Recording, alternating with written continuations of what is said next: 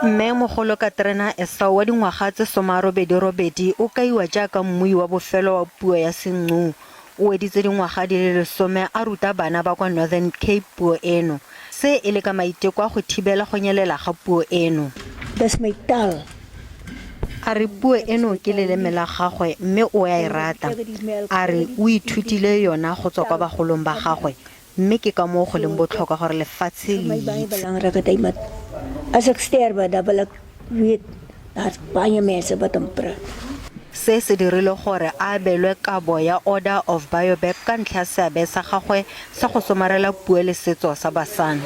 Language is not just a tool for communication, as other scholars would have said, but it anchors the culture, the knowledge of a community, of a society.